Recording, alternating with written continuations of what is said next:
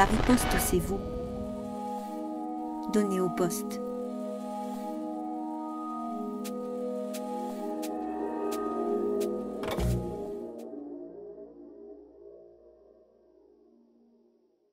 Soutenez-nous sur auposte.fr.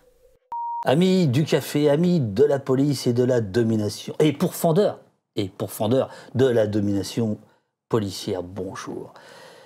C'est, je crois, dans l'histoire de Au Poste, la première fois qu'un invité arrive si tôt avant l'émission. C'est dire combien le révolutionnaire Mathieu Rigouste, qu'il me fait plaisir d'inviter ce matin, est un homme qui se lève tôt. Non, okay. Organisé, quoi. C'est ça. T'es organisé, t'es un garçon organisé. Comment vas-tu, J'essaye. Mathieu ? Ça va, et toi ? Très bien. Mathieu Rigouste, chercheur, documentariste, activiste, militant. Qu'est-ce que je pourrais dire d'autre de toi ? Sachant que tout le monde te connaît au poste. Hein. Ouais, non, ça va. Il faut que je retrouve mes notes. Ah, voilà. Par 3 fois, l'ami Mathieu Rigouste s'est fait accréditer comme journaliste pour entrer au Millipol, le salon mondial de la sécurité intérieure des États. De tes 3 visites, tu en reviens avec un nouveau film, Nous sommes des champs de bataille, qui sort vendredi, qui sera disponible sur une plateforme, c'est ça, hein, c'est vendredi, le 17 janvier 2025. Un film implacable sur le business mondial de la guerre et du contrôle, et ce qui lui résiste, et qui nous interpelle sur la force des images et notre participation aux catastrophes en cours. Préparez le café. Et c'est même, par moments, un film assez drôle. J'ai trouvé. Mais on va en parler, on va en parler. Bon, la présentation est un peu succincte. Est-ce que tu veux dire un petit mot avant qu'on regarde la bande-annonce ? Ouais, je peux en dire quelques trucs, mais justement, le fait que tu dises qu'il y ait des moments drôles, c'est marrant parce que c'est les premiers retours en fait que j'ai, quoi. On se l'est dit, les outils que je fabrique, que ce soit livres ou documentaires, je les fais en permanence en étant accompagné par des camarades, des amis qui regardent et tout, mais c'était un peu la première fois, parce que tu étais à l'avant-première, qu'il y avait la réaction d'une salle complète, quoi. Du coup, c'est encore... j'ai encore à découvrir ce que ça produit avec les gens, quoi, comment on peut s'en saisir. Mais oui, donc la base, c'est que c'est un outil pour les luttes sur les questions du business, de la guerre et du contrôle, et plus généralement sur la machine de guerre, quoi. Essayer de comprendre comment ça fonctionne pour mieux y résister, quoi. Alors effectivement, il y a eu il y a quelques jours une avant-première avec une salle bondée. Un rêve pour un inspecteur de la DGSI, parce que là, on retrouvait absolument tout le banc et l'arrière-banc des militants. Et donc, il y a eu un débat sur lequel on va revenir, parce que j'ai noté quelques questions qui t'ont été posées. Et j'ai aussi noté ta grande émotion à présenter le film. Mais d'abord, je propose qu'on regarde la bande-annonce qui met bien la table. Et avant ça, est-ce que tu peux nous dire, j'ai dit, le film sort vendredi, où est-ce qu'il sort et comment on peut se le procurer si on veut faire des débats ? Voilà. Alors, il sort sur sa propre plateforme, qui est le même nom, nous sommes des champs de bataille.net. Il sera à prix libre, ça implique la gratuité. C'est-à-dire que n'importe qui dans le monde entier peut le regarder gratuitement, et ceux qui ont les moyens, si vous pouvez poser quelques sous, ça permet aux autres de le voir et surtout de continuer à travailler, quoi. Et pour organiser des projections, c'est pareil, il y a un contact sur le site, il suffit d'envoyer un mail, de faire des propositions. Il y a déjà plein de projections de prévues et ça va arriver un peu comme pour Un seul héros, le peuple. Le film, il va vivre au gré de la manière dont les gens veulent s'en emparer et organiser d'une certaine manière une sorte de auto-distribution, quoi. Et, voilà, donc il ne faut pas hésiter à proposer des projections, quoi. Alors, on me dit qu'il y a eu un raid, je ne sais pas de qui. Tu sais ce que c'est ? Ah si, c'est Ostpolitik. Ah ouais, bien sûr. Tu sais ce que c'est un raid sur Twitch ? Ouais. Quand tout le monde débarque d'une autre émission. Voilà, c'est un raid amical, Ouais, si tu veux. Mais c'est bien dans le... Alors donc, vous avez peut-être raté le tout début. On est avec Mathieu. Et bonjour les Opostiennes et les Opostiens, évidemment. On va regarder justement la bande-annonce du film dont il vient de parler. Et après, on va raconter comment tu as monté ce film, comment tu étais infiltré au Millipol, toi, le fichier S. Mon cher Nayan, si tu veux bien envoyer la bande-annonce...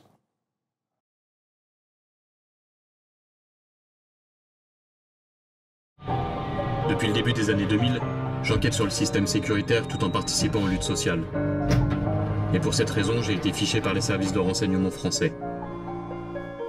Mais nous avons besoin de mieux connaître cette machine de guerre et de contrôle qui écrase les peuples. Alors j'ai décidé d'aller enquêter au cœur de Millipol, le salon mondial de la sécurité intérieure des États.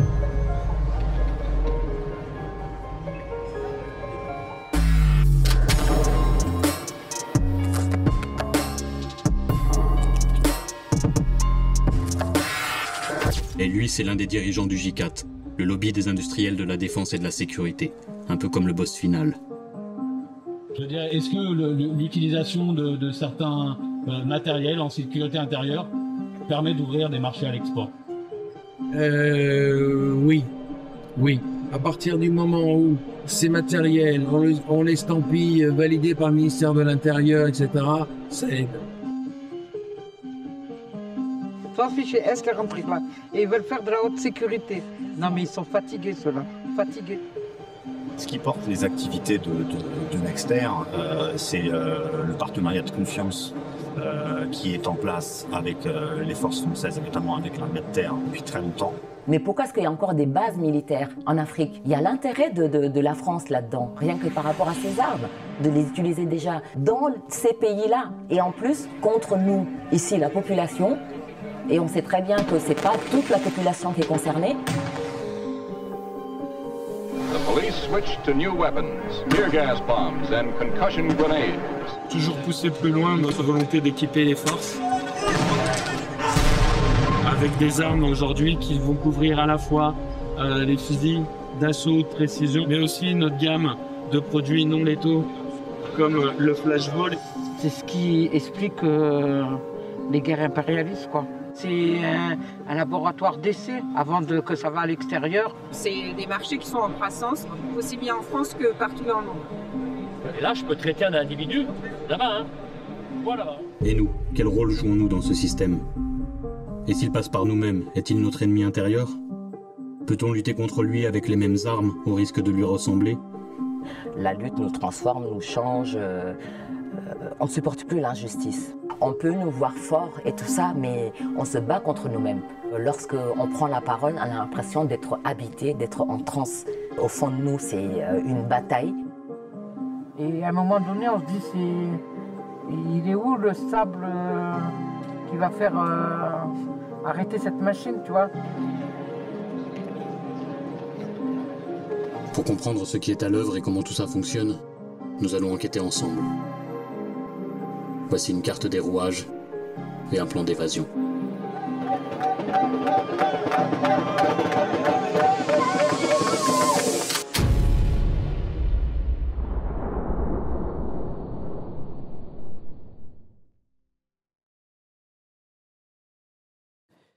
Gorba nous dit dans le chat, la bande-annonce est généreuse et donne vraiment envie. Ça fait plaisir. Est-ce qu'elle n'est pas trop généreuse? Est-ce que tu en dis pas trop dans cette bande-annonce? Je sais pas, écoute, j'ai pas fait d'études de cinéma ni de com, alors je cherche, je tâtonne comme dans plein de trucs que je fais.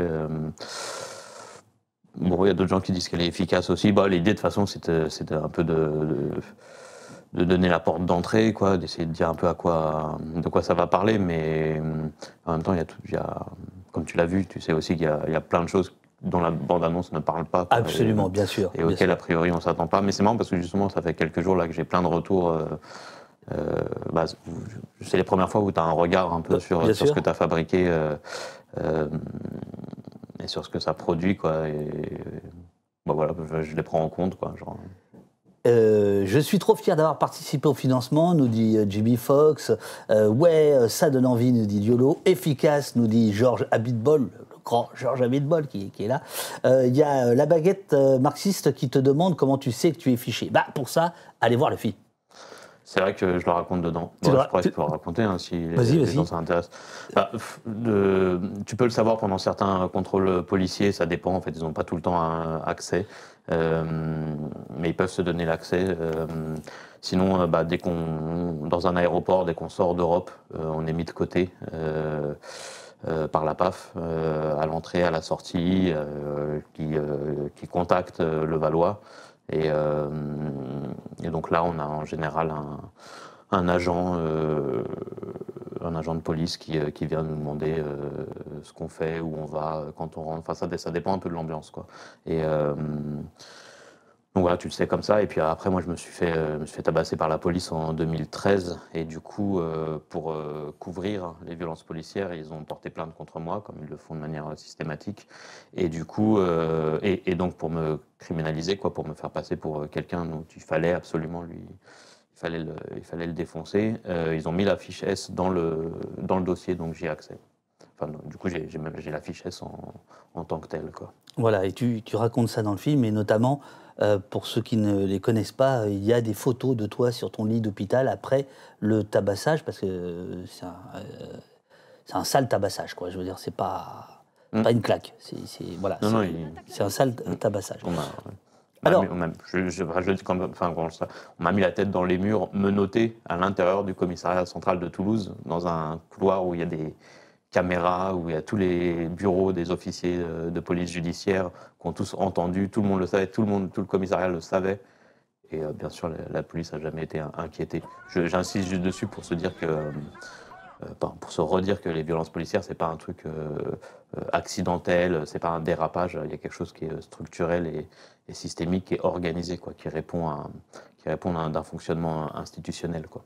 Alors justement, ton film, d'une certaine manière, essaie de décortiquer l'envers chatoyant du contrôle, c'est-à-dire c'est Millipol, c'est-à-dire c'est un salon professionnel, c'est une sorte de salon de l'auto, mais de l'armement et de la surveillance. Donc chacun vient, chaque fabricant vient avec son stand le plus beau possible, avec des cacahuètes. D'ailleurs c'est un peu cheap, hein. Tu montres quelques images, je veux dire, bon, il y a des chips dans des soucoupes, enfin bon bref, c'est pas... Ouais, voilà. C'est marrant, on voit les coulisses, quoi.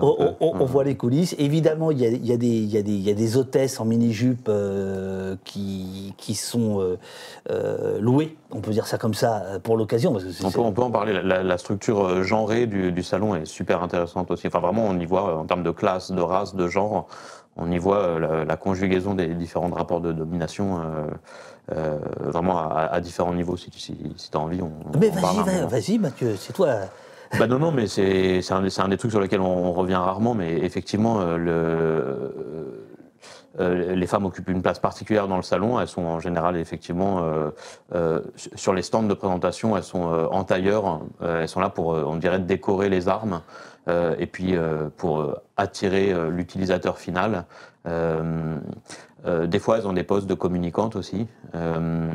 Et il y a aussi quelque chose de racial, par exemple, c'est que quand on arrive dans le salon, il y a plusieurs lignes de contrôle. Alors, pour celui de 2019, il y avait une ligne de contrôle Covid. Après, il y avait la ligne antiterroriste, Vigipirate, etc., quoi, où tout le monde se fait fouiller.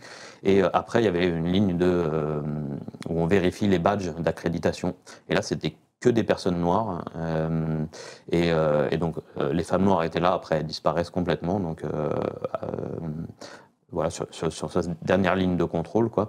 Et à l'intérieur, c'est effectivement essentiellement des femmes blanches, qu'on pourrait dire, à qui on impose un uniforme sexualisé, quoi. Et ouais, qui sont là comme décoration de la marchandise, quoi, en gros. Et tout ça, ça va avec... Il y a vraiment différents stands où on offre de l'alcool aux personnes qui viennent sur les stands. Du coup, j'ai assisté à ça, quoi, en fin de journée, sur un stand, par exemple, d'armement israélien. Ça distribuait de la vodka à des hommes qui jouaient avec des fusils d'assaut, et donc entourés de femmes en tailleur. Et donc, il y a vraiment une économie politique de la affect viril, du désir de violence, d'une autosatisfaction sur la puissance militaro-sécuritaire. Et tout ça est absolument connecté avec la question des ventes d'armes, c'est-à-dire il faut faire désirer la violence, il faut la rendre fun, il faut la légitimer. Et du coup, les différents rapports de domination qui organisent nos sociétés sont mis à contribution de ce business-là, quoi. Milipol, est-ce que tu peux rappeler ce que veut dire cet acronyme ? Milipol, ils ont fait un jeu sur militaire et police, quoi. En gros, le capitalisme français tente de maintenir un positionnement dans le carré de tête des grandes puissances militaro-sécuritaires, on peut le dire, c'est-à-dire à la fois aussi bien en termes de vente d'armes, hein, la France est le deuxième vendeur d'armes dans le monde cette année, mais aussi ça lui apporte un statut en termes de géopolitique et de diplomatie. Et donc le fait d'organiser des grands salons de l'armement lui donne un pouvoir à la fois symbolique mais aussi technique, hein, parce que justement les grands acteurs de ce business-là du coup peuvent se retrouver, en général c'est à Paris, et donc il y a plusieurs grands salons internationaux qui font partie des principaux, des plus importants au monde, qui sont organisés par la France. Alors Milipol est l'un des principaux à faire la connexion justement sur ce qu'on appelle le continuum militaro-sécuritaire, donc à la fois défense et sécurité, guerre, surveillance, contrôle, répression, mais il y en a d'autres, des très importants. Il y a le Bourget pour l'aéronautique, il y a Euronaval, comme son nom l'indique, pour les armements liés à la guerre en mer. Il y a le Sofins sur les unités spéciales, unités commando. Et il y a le dernier pour l'armée de terre. Je ne sais plus le nom. Je l'ai plus. On ne va pas te le reprocher, tu connais déjà bien tes fiches. Mais Milipol nous attire tous et toutes un peu plus que les autres, parce que justement il y a cette jonction police-militaire. En gros, c'est vrai que les questions de défense, on s'en préoccupe assez peu. En revanche, les questions de police, on est quelques-uns et quelques-unes à s'en préoccuper. Donc c'est cette jonction. Et d'ailleurs, c'est aussi en partie le cœur de ton film. On va y venir avec l'extrait suivant. Mais dans la bande-annonce, on voit le dispositif du film. D'un côté, Tintin reporter au Milipol, c'est toi, une forme de Michael Moore très, très courtois, par ailleurs. Voilà, tu poses les questions de manière correcte, courtoise, mais documentée. Et je pense que ça les intrigue un tout petit peu, tes interlocuteurs, on va y venir. Et puis l'autre partie qui t'est très chère, puisque tu démarres le film avec ça, c'est dans la bande-annonce, c'est tu parles depuis les luttes. Et donc tu fais parler deux personnages qu'il faudrait que tu nous présentes, qu'on a vu, deux personnes qu'on a vu dans la bande-annonce. Ouais, donc il y a Fatou Dieng et Fahima Laïdoudi, ces deux camarades et des amis qui sont à la fois en tant que femmes racisées, prolétaires, en première ligne pour vivre, subir, résister aux violences sécuritaires, et qui sont aussi des militantes du réseau d'entraide Vérité et Justice contre les violences policières, judiciaires et carcérales. Et du coup, déjà avec qui on a une relation de camaraderie, on se connaît bien, et qui, parce que par leur parcours et par leurs conditions d'existence, en fait, sont d'une certaine manière des expertes de ces questions-là. Elles ont une analyse très fine, et en plus, elles ont le mérite de ne pas s'exprimer comme des universitaires incompréhensibles ou quoi. En fait, elles parlent dans la langue commune, mais tout en ayant vraiment une compréhension des complexités de ce à quoi on fait face quand on subit tout ça dans son corps, mais aussi quand on essaye de s'y confronter et d'y résister. Et du coup, la proposition que fait le film, c'est justement de traiter les images de Milipol, parce qu'il y avait un danger aussi à juste, on pourrait dire, servir la soupe à ces industriels de l'armement, en leur permettant de raconter ce qu'ils veulent, ou en montrant leurs marchandises, etc. Il fallait les analyser. Du coup, il y a à la fois, moi par la voix off, je m'autorise régulièrement à venir ajouter tout ce qu'eux oublient de dire, et du coup un peu à montrer les coulisses, à donner des chiffres, à proposer des analyses critiques sur tout ça. Et puis il y a aussi plusieurs moments où soit toutes les deux, ou soit avec elle, on réfléchit à ces images-là et à ce qu'elles viennent dire, en fait, à la manière dont elles nous permettent de construire une sorte de carte des rouages de cette machinerie, quoi. Je précise que Fatou Dieng, c'est la sœur de Lamine Dieng, tuée. Qui a été tuée par la police. Par la police. La famille de Lamine a créé il y avait un comité Vérité et Justice pour Lamine, puis un collectif Vie Volée, et Fatou Dieng est dans le réseau Entraide Vérité et Justice. Fahima Laïdoudi aussi, et elle est aussi la maman d'une personne qui a été victime de violences policières aussi. Voilà. Et donc, tu leur montres régulièrement tes visites à Mélipole, et elles analysent ce qu'elles voient, elles expriment le sous-texte bien souvent. Et c'est drôle que tu dises que ta voix ajoute ce qu'elles ont oublié, parce que c'est ce que tu viens de dire. Non, pas elles, eux, ce que les industriels, eux, ont oublié, quoi. D'accord, excuse-moi, ok, d'accord, là je comprends mieux. Mais je voulais quand même te dire que moi j'ai noté quelque chose qui m'a beaucoup touché, c'est que tu leur poses quasiment pas de questions, tu es très respectueux. Je ne sais pas si tu te rends compte de ça, mais en fait, tu leur montres les images, tu les laisses parler, tu ne les relances pas. Dans un sens de... Oui, il y a quelque chose qui est plus proche pour moi de la fraternité, de la camaraderie, que de l'enquête à ce moment-là. Est-ce que je me trompe ou pas ? Ouais, enfin, l'idée, c'est pour moi de réfléchir avec elle, mais aussi pour les spectateurs, quoi, de réfléchir avec elle, quoi. Et effectivement, il y a un enjeu, on en parle un peu dans le film, hein, de quelque chose qui est un peu ambivalent dans les sciences sociales, mais aussi du coup dans le rapport du documentaire, en fait, c'est que ça peut être, on peut en faire des outils pour les luttes, mais en fait, si on le politise pas, si on n'y réfléchit pas, ça peut être aussi, il y a des rapports de domination qui peuvent se reproduire et dans la structure même des sciences sociales, d'être en tant que sujet, observateur, qui déploie un discours, et donc qui pose les personnes en position d'objet, regardé, etc. Et bon, on le voit bien, toute l'histoire des sciences sociales, l'ethnologie, l'anthropologie, qui ont permis de justifier la colonisation, toute une partie de la sociologie qui a permis de justifier le fonctionnement des institutions, de la police aussi. Et bon voilà, alors ces choses-là, il y a toujours eu aussi depuis l'origine, hein, depuis le 19e siècle, des manières de les utiliser autrement pour comprendre le fonctionnement du capitalisme, de l'impérialisme, des dominations, et c'est ça l'enjeu. Et du coup, je réfléchis à ça aussi dans la manière de faire le documentaire, c'est-à-dire que Fahima et Fatou ne soient pas en position d'objet, mais qu'elles soient des sujets de ce documentaire. Et d'ailleurs, on l'a réfléchi ensemble, quoi. Et puis, en plus, il n'y a pas besoin... Enfin, moi, quand je leur amène les images, déjà, elles ont déjà des avis dessus. On en a discuté avant. Elles les voient, elles réagissent. Il n'y a pas besoin que moi je les amène sur un terrain. Elles y vont toutes seules. Et tu vois les analyses qu'elles déploient. Elles sont elles-mêmes implacables. Elles sont précises. Elles sont offensives. Et vraiment, avoir le résultat final, je suis sûr qu'on a fait le bon choix de faire ça. Enfin, parce que c'était ça, ou sinon ça aurait pu être justement d'inviter des universitaires à discuter froidement des choses. Et en fait, on n'aurait pas du tout eu la même approche, quoi, de l'objet Mélipole, mais aussi de la question de la guerre et du contrôle, en vérité, quoi. Tu nous as préparé un premier extrait.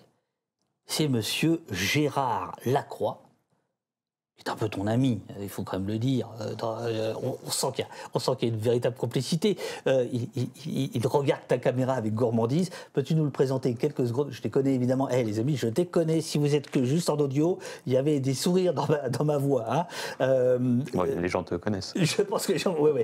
Est-ce que tu peux nous le présenter? Puis après, on va regarder l'extrait. Ouais, c'est l'un des dirigeants du J4. Le J4, du coup, on pourrait dire c'est le grand lobby des industriels de l'armement, où il y a tous les géants industriels, les géants du complexe militaro-industriel français.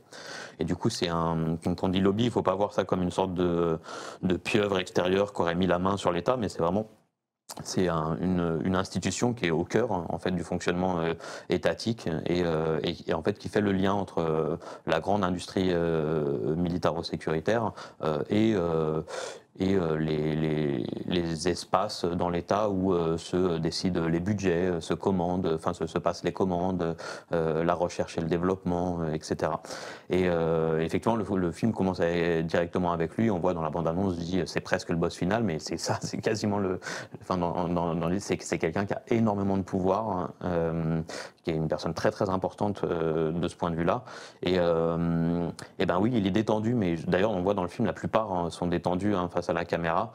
Mais ça c'est le travail que j'ai fait. En fait, j'avais déjà été à un Millipol avant, du coup j'étais un peu plus à l'aise sur celui-là. La plupart des images sont celles de 2019, mais il y a des images de 2017. J'y suis retourné aussi l'année dernière. Et c'est aussi fait. Bon, il y a ce truc de. Ça fait faire bientôt 20 ans que je bosse sur ces trucs-là, du coup, et notamment à partir d'eux, c'est-à-dire je lis, je regarde, je passe mon temps à lire l'ennemi entre guillemets, quoi.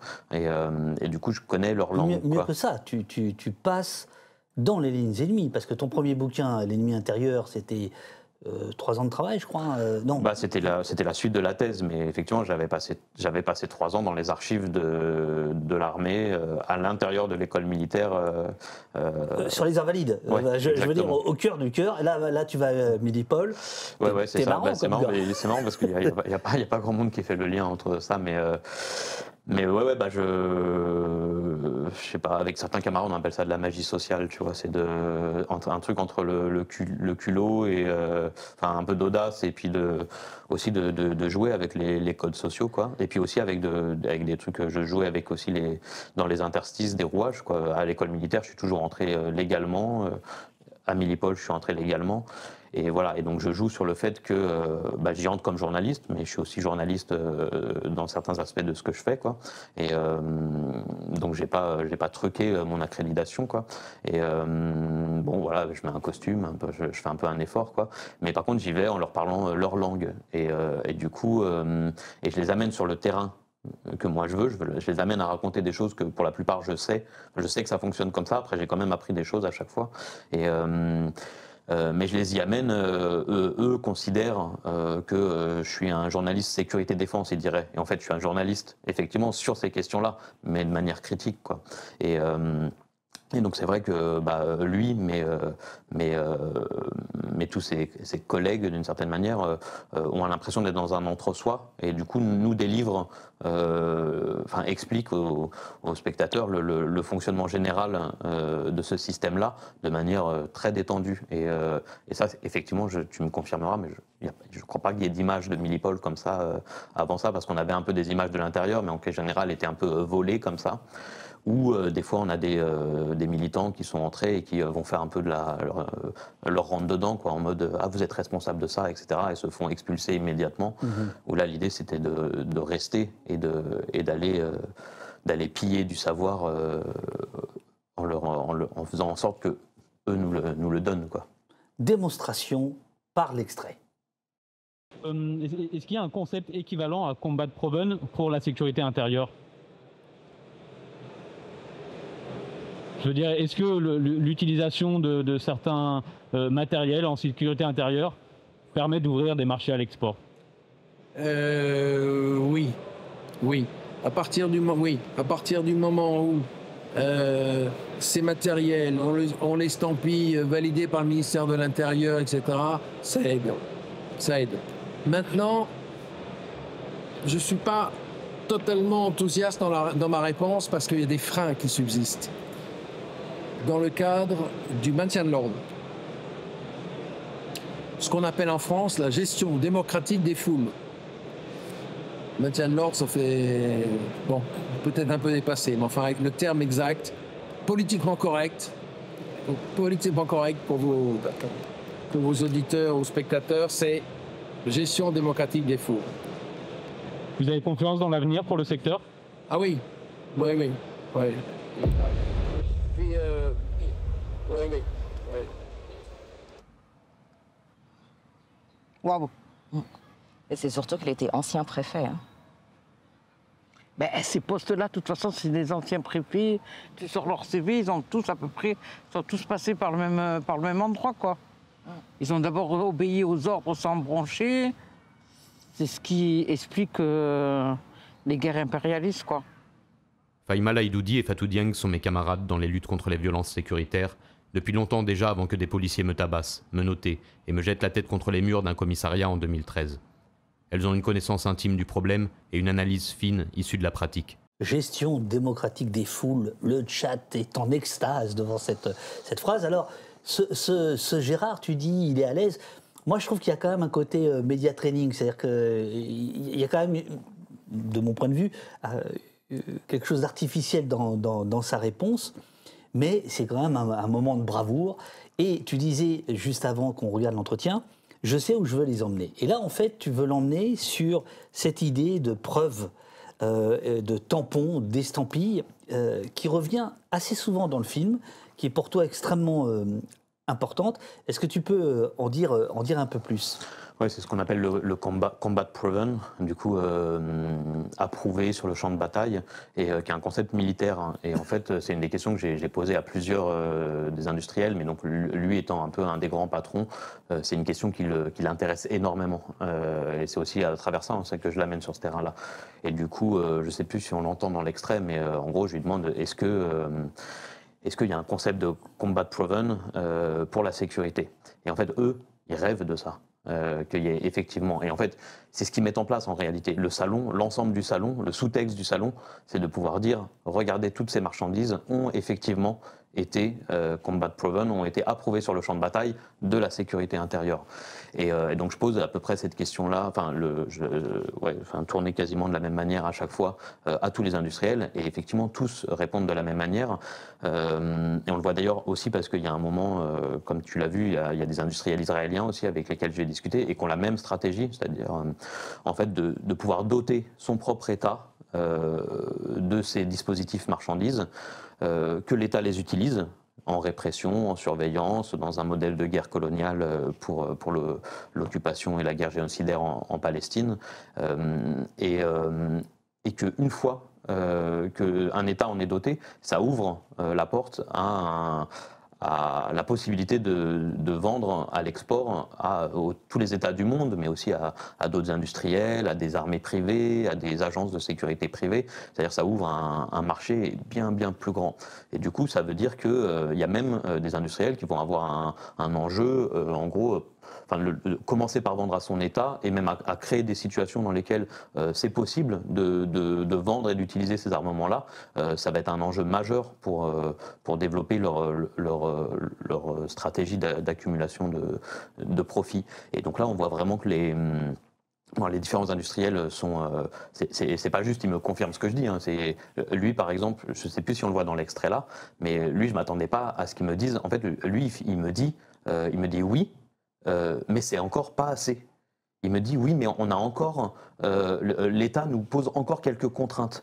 Et là, on le voit, je pense qu'on ne le voit pas dans l'extrait, mais justement, dans l'interview, il se plaint, par exemple, que les canons à eau, en fait, comme pendant les Gilets jaunes, ça a fait scandale, je sais pas quoi, du coup, maintenant, ils peuvent plus les vendre à tel pays, etc. Et parce que, en gros, il se plaint qu'il y a un mini-reste de droit international, etc., qui leur empêche de faire du profit sur l'écrasement des soulèvements populaires. Et c'est vrai que c'est ça aussi, des fois, que j'ai réappris. C'est qu'en fait, ils ont pas. C'est pas. Des fois, on hallucine, on se dit mais ils n'ont pas honte, etc. Mais c'est l'inverse. À la fois, ils sont très très fiers de ce qu'ils font, mais en fait, eux, ils sont plutôt scandalisés qu'il y ait encore des restes de droits qui leur empêchent de transformer l'ensemble des classes populaires mondiales en champ de bataille, quoi. Ailleurs, dans le film, ce même Gérard Lacroix vante la gendarmerie, dont il trouve qu'elle est plus moderne et plus accueillante pour les nouvelles armes, etc. Alors, dans l'extrait, là qu'on vient de montrer, on voit ton dispositif, on voit comment tu arrives à le faire parler, etc. Mais il se trouve que je regarde le film en avant-première, juste à côté de quelqu'un qui est en train de flouder le chat, qui s'appelle Théo, qui est l'homme qui a remixé ton film, qui est un habitué d'Au-Poste. Et on est tous les deux hilars en regardant, parce que ça dure plus longtemps dans le film, en regardant ce monsieur. Parce que Oui, et je trouve qu'il surjoue sa satisfaction, sa fierté. Et on est hilar. Le reste de la salle n'était pas tout à fait réceptif à ça. Je ne sais pas si tu as assisté à la projection ou si tu n'as pas osé et que tu es parti et tu es revenu à la fin. Non, si, j'ai assisté parce que c'était la première fois que je voyais une salle complète regarder le film. Du coup, j'avais envie, besoin de savoir comment les gens réagissent. Après, tout le monde ne réagit pas de la même manière, hein, c'est sûr. Et du coup, je ne sais pas exactement quoi t'en dire parce que moi, par exemple, il y a des moments. Je pense que c'est bien de se moquer d'eux et de les ridiculiser et de ne pas rentrer dans un truc, justement, dans leur propre storytelling à eux, sur lequel ils contrôlent tout, ils prévoient tout, etc. Et en même temps, sur d'autres aspects, c'est vrai que des fois, c'est plutôt terrifiant, quoi, ce cynisme. Et voilà, mais du coup, si le film réussit à faire un truc un peu entre les deux, c'est-à-dire à nous donner nous ouvrir des pistes, à la fois pour une conscience critique dessus, sans en avoir peur, sans se faire terroriser par le dispositif, et que même si on arrive à finir par pouvoir se moquer d'eux, sans considérer qu'ils seraient inoffensifs, quoi, ce serait pas mal, ouais. Éternel Fugace te demande qu'est-ce qu'il entend par créer des situations qui permettent la démonstration de leurs produits. Qu'est-ce que tu entends par ça ? Qu'est-ce qu'ils veulent dire, en fait ? C'est-à-dire qu'eux, ils ont intérêt à ce qu'il y ait des émeutes, qu'elles soient éradiquées le plus efficacement possible d'un point de vue d'État, hein, d'accord, d'un point de vue policier, pour pouvoir ensuite aller vendre des armes parce qu'elles ont été utilisées par le ministère de l'Intérieur français. Ça, je pense qu'il faut c'est moins du point de vue des acteurs en particulier que d'un point de vue un peu systémique, quoi, en sociologie critique, enfin dans la manière dont je l'approche, dans mon travail de recherche. Je parle d'un intérêt à produire des désordres gérables. C'est-à-dire il ne faudrait pas croire qu'il y a un intérêt à produire des désordres qui créent des dynamiques ingouvernables. Le but, c'est de pouvoir les réinstrumentaliser. Après, il ne faut pas en faire un conspirationnisme ou quoi. C'est des dynamiques, en fait, c'est la convergence de différentes dynamiques. Des dynamiques d'accumulation de profits, du point de vue des capitalistes, des industriels, des dynamiques de gestion, de gouvernement, du point de vue des appareils politiques et des institutions. Et en fait, la convergence entre tout ça fait qu'effectivement, dans ces espaces-là, comme Milipol, mais dans toute une série d'autres espaces institutionnels, il y a effectivement la rencontre entre des stratégies et des dynamiques d'intérêt qui se saisissent de n'importe quelle situation pour pouvoir expérimenter, déployer, mettre en vitrine des dispositifs, des technologies, des marchandises militaro-sécuritaires. Et il faut à chaque fois se redire qu'il y a plein de moments où ça ne marche pas du tout. Et on le voit, enfin, toutes les situations peuvent être saisies pour être instrumentalisées. Et très régulièrement, ils se rendent compte que tel blindé ne passe pas dans les rues de Paris. C'est ce qui s'est passé pendant les dernières révoltes. Tel drone ne supporte pas les conditions climatiques. Au Sahel, en Kanaki, à Mayotte, sur la ZAD de Notre-Dame-des-Landes, ils ont passé leur temps à se rendre compte que les marchandises qu'ils avaient présenté comme étant le nouveau dernier modèle qui allait permettre de mater toute forme de révolte et d'en finir avec toute forme de résistance, en fait, a été avait buté sur des contradictions internes, quoi, soit avait été rusé, détourné, contourné, voire saboté par des résistances populaires, quoi. Valeurs anarchistes te demande quelle est l'importance au niveau européen et mondial de ce salon Milipol qui est le prétexte de ton film. C'est l'un des, du point de vue, enfin, dans les salons qui s'intéressent au continuum militaro-sécuritaire, c'est-à-dire de la guerre et du contrôle, c'est l'un des plus importants, quoi. Au monde. Ouais, au monde. Il me semble qu'au début du film, alors je ne sais plus si c'est dans le film ou si c'est dans ta présentation, pardonne-moi, tu rappelles que la France est le deuxième pays exportateur d'armes, enfin voilà, vendeur d'armes au monde. Je crois que c'est dans le film, non? Ou non, peut-être pas. Bon, oui, je crois que je le dis dans le film. Et on en a parlé aussi pendant l'avant-première. Voilà. Alors moi, je pensais que la France avait rétrogradé un petit peu, mais bon, voilà. Non, après, on peut aussi en discuter, mais ça s'explique aussi par le fait que, par exemple, la Russie, qui était le deuxième historiquement, là, ces dernières années, en fait, consomme la plupart de ses armements en Ukraine et du coup en vend moins. Et donc ah oui, ça s'explique aussi par ça. Mais c'est une gestion de stock. Ouais. Il y a différents enjeux, mais de toute façon, la France est dans le carré tête et dans les 4 premiers depuis très très longtemps, et elle fait historiquement partie des grandes puissances impérialistes dont le capitalisme s'est construit sur le marché mondial de la guerre. Et ça, c'est absolument essentiel de l'avoir à l'esprit quand on regarde ton film. C'est-à-dire qu'on n'est pas en train de parler de peanuts, quoi. On est en train de parler d'une industrie qui, en partie, tire l'économie française. Une partie de l'économie française est tournée vers cette industrie, d'où l'importance, évidemment, de s'y intéresser. Néanmoins, tu viens de raconter les drones, comment les drones ou certains blindés finalement ne réagissent pas comme le voudraient les autorités. Moi, j'avais plutôt entendu dire que ces 10 dernières années, la France avait aussi dégradé, avait vu sa réputation être dégradée. Tu sais que la France a toujours dit, si tu regardes BFM ou CNews, on te dit l'excellence du modèle français policier, etc. Alors qu'il semblerait que ce soit de moins en moins le cas, et que les pays acheteurs, les pays qui viennent au salon, finalement, se détournent un peu des produits français. Est-ce que toi, tu as les mêmes informations, le même ressenti ou pas? Ça dépend de quel marché on parle, ça dépend de qui a cette impression-là.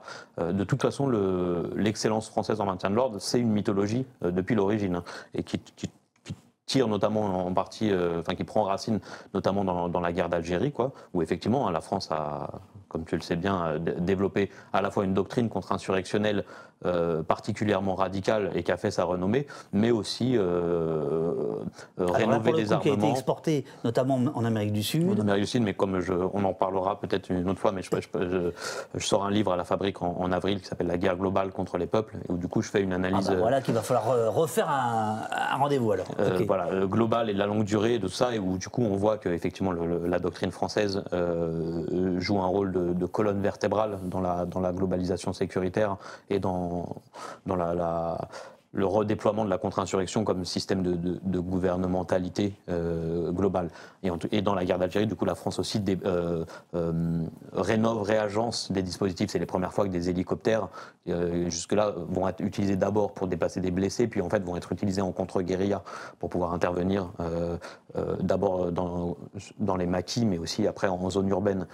Et tout ça, c'est la préhistoire des drones, etc. Bon, j'avance sur ça, mais dès cette époque-là, en fait, il y a eu un travail de communication, on ne l'aurait pas dit, de marketing, pour dire la France dispose d'un répertoire d'excellence, alors que en fait quand même la résistance algérienne a réussi à arracher l'indépendance malgré cette terrorisation d'État et malgré le carnage militaire qui a été déployé contre toute forme de résistance. En fait le peuple algérien a réussi à arracher sa libération. Et en fait, toute l'histoire de cette mythologie-là, elle est en permanence contredite. C'est-à-dire à chaque fois, les industriels et l'État ont en permanence intérêt, eux, à dire qu'ils sont détenteurs d'un savoir-faire omnipotent, omniscient, prédictif, etc. Et à chaque fois qu'il y a des mises en situation, en fait, on se rend compte que c'est pas vrai. Mais ça marche pour tous les États. Hein. Et l'État israélien aussi prétend à être au top de l'excellence en termes d'efficacité. Et en fait, la résistance palestinienne nous montre régulièrement que les dispositifs technologiques de surveillance, de répression, etc. peuvent aussi être détournés, contournés, rusés, etc. Donc, bon, il y a ce truc-là sur le temps long. Et après, effectivement, ce qu'il faut voir aussi, c'est que la France joue sur le répertoire d'un autre mythe qui est la patrie des droits de l'homme.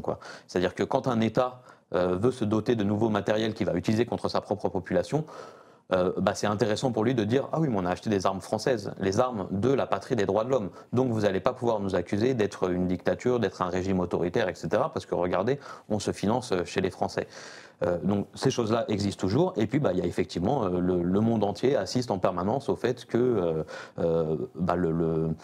ce savoir-faire, ces matériels français, en fait, sont utilisés en permanence dans des régimes de férocité systématique contre les classes populaires, contre les prisons, dans le régime des frontières, contre les mouvements sociaux, les gilets jaunes aussi. Ça a fait beaucoup de mal à ce mythe. Mais ça dépend pour qui, pour les classes populaires mondiales qui l'ont vu, mais aussi pour les industriels qui, à un moment, se disent bon, en fait, on voit bien que c'est pas si efficace que ça. Hein. On se rappelle bien, pendant les Gilets jaunes, il y a eu un déferlement de férocité, et pourtant, il y a un moment, les Gilets jaunes étaient pas loin c'était approché de l'Élysée, il y avait, voilà, et puis tous les samedis sur les Champs-Élysées, c'était compliqué aussi pour les appareils répressifs. Et donc voilà. Il y a un travail du point de vue de l'État et des industriels pour rénover en permanence cette mythologie-là qui est contredite en permanence par la réalité, quoi. D'ailleurs, ça n'est pas dans ton film, c'est pas un reproche. Enfin, il y a un fabricant de LBD, hein, il y a des démonstrations. Parce qu'il y a aussi ça qu'on suit, c'est les démonstrations, notamment ces Gugus qui se marrent autour d'une cabine dans laquelle ils expérimentent des tasers et des espèces de trucs. C'est la foire du trône, mais enfin, c'est la foire du trône pour de vrai, avec des gens qui ont du pognon pour acheter ces armes-là. Enfin, je veux dire, la finalité n'est pas du tout amusante. Oui, pendant les Gilets jaunes, la France avait été obligée, les services du ministère de l'Intérieur avaient été obligés d'accuser le fabricant suisse du LBD en disant que c'était de sa faute s'il est borgné. Et le fabricant suisse, on s'en souvient, avait dit mais pas du tout, c'est parce que vous n'utilisez pas nos bonnes munitions. Résultat des courses, le fabricant suisse a perdu le marché des LBD et ce sont des fabricants français qui l'ont récupéré. Alors, tout ça pour dire que ça fait partie de ce dont on vient de parler. Et il faut avoir ça à l'esprit. Alors, dans le chat, malheureusement, je n'ai pas noté qui, je suis vraiment navré. Quelqu'un demande, mais comment se fait-il qu'il n'a pas été démasqué, ce Mathieu Rigou, ce fichier S? On a vu dans la bande-annonce qu'à un moment donné, tes camarades, je crois que c'est Fahima qui rigole, quoi, qui dit mais ils sont fous, t'es au centre de leur salon de sécurité, et toi le fichier S, etc. Ce qui est effectivement une belle ironie. Tu as raconté dans le débat qu'il y a quand même des moments où c'était un peu tangent. Mmh. Ouais. Ça vient de nous rappeler qu'on est sur une crête et que j'ai aussi été chercher des choses qu'ils n'avaient pas envie de donner à tout le monde non plus. Hein. Ils étaient prêts à le livrer dans un entre-soi en imaginant que justement je serais un journaliste qui allait leur dérouler le tapis rouge et partager le contenu des entretiens dans une sorte de communauté, on imagine, de geeks, fans de guerre, etc. Et donc en fait, on le voit dans le film, j'ai un badge en permanence, comme toutes les personnes qui rentrent dans le salon, et sur laquelle on est scanné toute la journée. Il y a des gens qui nous scannent pour savoir qui on est, si on a bien la bonne accréditation, etc. Et donc ça, j'ai la bonne accréditation, donc ça passe. Mais moi, je crée la situation très rapidement. C'est-à-dire, je vais voir les industriels. Si tu veux, on en parle un peu plus après sur comment je déclenche l'entretien. Mais je réussis à faire ce truc-là, de déclencher l'entretien. C'est parti. Et ce qui se passe en général, c'est à la fin de l'entretien, parce que quand même, comme je les amène sur des endroits un peu piquants, des fois, ils finissent par se dire mais est-ce qu'on est bien sûr de qui est ce type? Et donc là, en général, tu as un collègue, un collaborateur, des fois ils font venir la collaboratrice, comme ça, j'ai eu des trucs comme ça, je dis non, venez ici, et ils me googlisent, quoi. Et quand tu me googlises, effectivement, tu tombes immédiatement sur la domination policière, etc. Et donc quand je sens ça, en général, je rangeais, j'avais fini l'entretien, je disais merci beaucoup, je rangeais la caméra et je partais assez vite. Et effectivement, ça s'est passé plusieurs fois. Que je sente le vent tourner sur la fin de l'entretien. Et voilà, et même ça a été jusqu'à le dernier jour du salon de 2019 où il y a une personne en uniforme tailleur qui avait été mandatée pour aller prendre des photos de mon véhicule, des choses comme ça, et à la fois c'est de la prise d'informations illégale, mais aussi c'est aussi de l'intimidation, quoi. Et voilà, donc il y a eu une crête à ce niveau-là. Après, je le redis très clairement, moi j'ai rien fait d'illégal. Et comme on le voit très bien sur les images, les industriels sont face caméra, ils savent très bien qu'ils sont filmés. Voilà. Mais il y a une crête sur Ouais, enfin, sur ce que eux, en fait, se demandent quel type de journalisme je fais. Et c'est intéressant parce que ça vient nous dire qu'il y a différents types de journalisme et que le journalisme qui consiste à informer la population, entre guillemets, sur ce qui se passe réellement, etc. C'est un journalisme qui ne plaît pas du tout aux industriels et à l'État qui nous parle de démocratie la plupart du temps, quand ça les et de république quand ça les arrange, mais quand ça les arrange pas, là, le journalisme, ça les intéresse plus, quoi. D'ailleurs, il y a une forme de métaphore de ces journalismes-là, de ces différentes strates de journalisme. C'est cette scène que tu as récupérée d'Éric Zemmour à l'époque de la présidentielle, qui se trouve au salon Millipol, qui prend un flingue, enfin un fusil, je sais pas comment on appelle ça, et qui pointe les journalistes et tout le monde rit. C'est une espèce de truc, le fabricant rit, Zemmour rit, les journalistes qui sont visés rient, enfin tout le monde est content. Ouais. Très bien. Attends, il y avait une question dans le chat, tout d'un coup j'ai un petit trou. Ah bah merde alors. Oui, non, c'était ça. Accréditation plus fiche S, le pass VIP. C'était Baleno qui disait ça, quoi. Voilà. Est-ce que tu peux nous dire pour quel média tu travailles, ou pour quel média tu avais accrédité, ou ça fait partie de la tambouille Je sais pas, je vais leur demander si ça leur va, si ça les met pas en difficulté. D'accord. J'en parle, je reviendrai, je te le dirai. Bah, tu nous diras le. Mais il y a eu différents médias selon les salons, mais qui sont des médias que tu connais et avec lesquels on peut travailler régulièrement et tout. C'est juste que là, je ne sais pas si ça les mettrait pas en difficulté. D'accord, oui. C'est un point important, non pas quel média avec lequel tu es accrédité.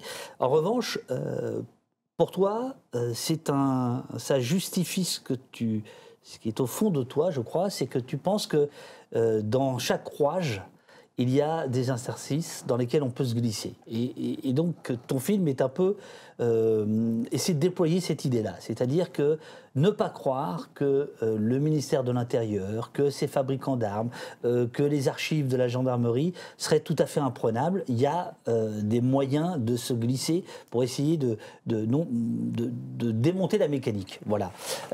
Tu crois ça sincèrement, ou c'est un slogan chez toi ? Ah non, j'en suis persuadé. Enfin, je pense que mais ça s'applique plus largement aux dominations. C'est-à-dire, il faut absolument pas faire croire qu'il y aurait absolument aucune efficacité dans les dominations. On est dans ce désastre généralisé parce qu'il y a quelque chose qui fonctionne, effectivement. Il y a une organisation de ce qui nous empêche de nous libérer, et qui est quelque chose qui s'adapte en permanence parce qu'il y a aussi tout le temps de la résistance, mais il y a quelque chose qui effectivement nous empêche de nous libérer. Tous les soulèvements populaires de la décennie 2010 le montrent, en fait. Il y a une puissance des peuples et des opprimés qui est capable de faire tomber des Ben Ali, qui est capable de renverser des régimes, d'aller faire la fête dans les palais du pouvoir, et à la suite de ça, il y a aussi un pouvoir qui est capable de massacrer la population, clairement, quoi. Et sinon de la tenir. Donc il y a quelque chose qui fonctionne. Mais comme tout ce qui fonctionne, et là je prends c'est une métaphore, la mécanique, mais justement parce que je trouve qu'elle est intéressante, parce que dans une mécanique, il y a des choses qui fonctionnent, mais il y a des choses qui dysfonctionnent aussi tout le temps, quoi. Il faut la réajuster en permanence. Et puis effectivement, regarde, dans des rouages, deux rouages pour un engrenage, pour qu'il fonctionne ensemble, il y a bien des endroits où il faut qu'il y ait du vide et la possibilité d'une fluidité. D'ailleurs, il y a un des industriels qui le dit. Il dit c'est le continuum de sécurité, il faut que ce soit fluide. Pourquoi il faut que ce soit fluide ? Parce que il y a du commerce autour de ça. Il faut que les gens qui vont aux Jeux Olympiques, ils puissent quand même que les files d'attente puissent aller vite, etc. Il faut que ça consomme. Il faut faire du profit. Et donc dans tout ça, ça multiplie aussi les possibilités des erreurs, des dysfonctionnements. Et en fait, c'est autre chose. J'en suis convaincu parce qu'en fait, à chaque fois qu'on essaye, on s'en rend compte. À chaque fois qu'on entre en lutte, on se rend compte qu'il y a des possibilités qu'on n'avait pas imaginées. Et puis des fois, on les crée aussi. Et l'enquête et les luttes nous montrent ça en permanence. On découvre des choses sur le fonctionnement du pouvoir qui nous montrent qu'il n'y a pas de pouvoir total, Il n'y a pas de domination absolue. L'histoire nous le raconte aussi en permanence. Tu regardes toutes les situations. Il y a, que ce soit aussi bien sur la plantation esclavagiste que dans le camp de concentration, dans les dominations apparemment les plus absolues, en fait, les opprimés, les damnés de la terre trouvent des moyens de réagencer leur résistance et sur le temps long même de renverser des systèmes de domination impitoyables. Et on le voit aussi dans les luttes sur ces questions-là. Je prends un exemple qui a été soulevé d'ailleurs dans le débat avec la salle pendant l'avant-première, mais il y a quelques années quand le mouvement social et des activistes se disent on va aller essayer d'empêcher, je crois que c'était Alcetex, une usine qui fait des grenades offensives, gaz lacrymogène, etc. On va aller les voir pour se mobiliser contre et essayer de l'empêcher de fonctionner. Et c'est en Bretagne, et en fait, bien sûr, déploiement policier de dingue, mais les manifestantes et les manifestants s'approchent et en fait se rendent compte à 500 mètres, finissent par découvrir que quand tu t'approches à 500 mètres de ces usines-là, ils sont obligés de les arrêter de fonctionner. Et donc en fait, t'as pas besoin d'aller à une confrontation ou je sais pas quoi. En fait, le simple fait de s'être organisé pour essayer d'approcher empêche la machine de fonctionner. Et ben là, tu viens de découvrir quelque chose. Tu l'aurais pas découvert si tu n'avais pas enquêté et lutté en même temps. Et ça, en fait, tu parlais tout à l'heure de mon travail sur l'ennemi intérieur, c'est pareil. J'aurais pas découvert qu'on pouvait entrer et enquêter plusieurs années à l'intérieur des archives de l'école militaire si j'avais pas essayé. Et on s'en rend compte en permanence, en fait. Il n'y a pas de système de pouvoir absolu, parce que le pouvoir, il a besoin de fonctionner. Et dans la dynamique de son fonctionnement, il crée les possibilités de sa contradiction, des contradictions internes, institutionnelles, et puis des oppositions externes, quoi. Est-ce que ce que tu dis là n'est pas esquinté par la technologie? C'est-à-dire que dès lors qu'on a une surveillance technologique avec des calculs d'ordinateur, avec des flux d'informations en continu, tout ce que tu veux, les drones, et tout ce que tu veux, est-ce que là, tu crois qu'il y a toujours de la friction dans le rouage dans laquelle on peut se mettre, ou est-ce qu'on n'est pas en train de rentrer dans une autre dimension? Parce que jusqu'ici, c'était d'horribles humains qui réprimandaient des humains. Mais c'était homme contre homme, humain contre humain. Là, il y a l'aspect technologique. Et d'ailleurs, dans le Mélipole, c'est ça qu'on voit, cette espèce de déversement technologique. Ou est-ce que tu dis, non, il faut refuser ce mythe-là aussi? Oui, je pense qu'il y a les deux. Il y a une rupture technologique là, en ce moment, notamment autour du pouvoir algorithmique, quoi, et des capacités de calcul. Et pourtant, tu vois, on parlait tout à l'heure de la Palestine. L'industrie militaro-sécuritaire israélienne est effectivement parmi celles les plus qui investit le plus dans la recherche et développement, qui innove, et qui prétend toujours être par exemple, du côté du pouvoir prédictif. C'est vraiment cette communication sur le business mondial, de pouvoir présenter des marchandises qui vont permettre d'intervenir en amont, de prévoir, etc. Bon, et ce truc-là, on voit bien que ça marche jamais tel que ça prétend. Par contre, ce sur quoi ça fonctionne au même titre que ce qui fonctionnait déjà. C'est-à-dire que toutes les technologies prédictives, en fait, automatisent, accélèrent et intensifient les rapports de domination qui sont déjà en place. C'est-à-dire vont cibler encore plus et de manière encore plus automatique et de manière accélérée les quartiers populaires et les corps prolétaires non blancs, par exemple. Vont encore plus cibler de manière encore plus rapide, de manière encore plus automatisée les militants, etc. Donc effectivement, il y a quelque chose qui en permanence vise à nous désarmer, à nous mettre en dépendance, à nous empêcher de résister. Et pourtant, cette efficacité, elle n'est jamais absolue non plus. C'est-à-dire on a une continuité, donc il y a quelque chose qui ne change pas de ce point de vue-là. Et après, il y a effectivement, mais ça dans toutes les configurations de pouvoir, dans toutes les configurations historiques, l'accumulation et le pouvoir se réagencent en permanence, quoi. Et ils sont en permanence confrontés à des crises. Et chaque crise, interne ou externe, est une occasion aussi pour pour les forces de la résistance de surgir. Et du coup, nous, on a raison de jamais perdre l'espoir, un peu d'un point de vue, mais aussi il faut se rappeler en permanence qu'on a raison de s'organiser, d'enquêter, d'affiner aussi nos savoir-faire, parce que des fenêtres de tir, entre guillemets, réapparaissent très régulièrement, quoi.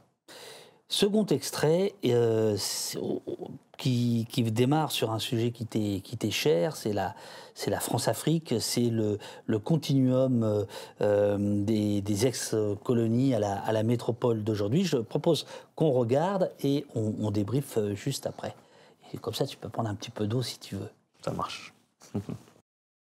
Et ne soyons pas dupes, c'est les mêmes astuces, les mêmes pratiques qui sont utilisées d'abord contre des populations africaines et ensuite ça revient vers vous. La violence policière, tout ce qui se passe aujourd'hui, on teste tout là-bas. Les armes françaises sont testées là-bas sur des populations africaines. La présence militaire en Afrique, c'est un terrain d'entraînement, l'Afrique. La France, elle est une puissance militaire, c'est parce qu'elle est en Afrique, parce que c'est un théâtre d'opération. Les militaires, la majorité des militaires français, aujourd'hui, ils font leur première opération militaire sur le terrain sahélien.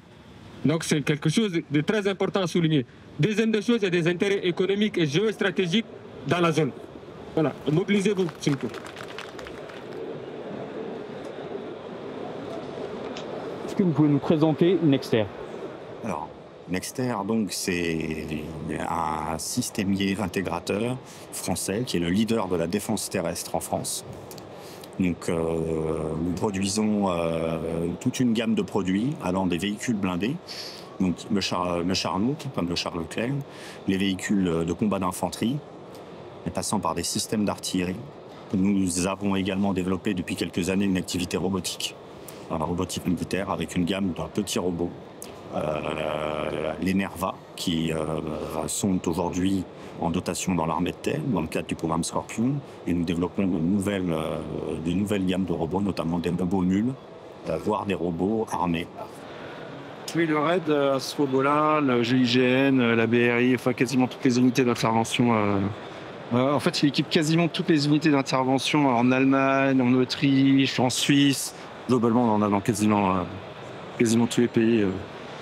On travaille aussi à l'adaptation du véhicule Serval, une version maintien de l'ordre. Ça comprend l'ajout d'un certain nombre d'équipements, certaines adaptations pour répondre aux besoins des forces de sécurité intérieure, des forces de police. La continuité de la guerre et du contrôle apparaît bien dans ces technologies dites duales, parce qu'elles sont conçues à la fois pour la défense et la sécurité. Des unités spéciales comme le RAID permettent de les tester et de les promouvoir.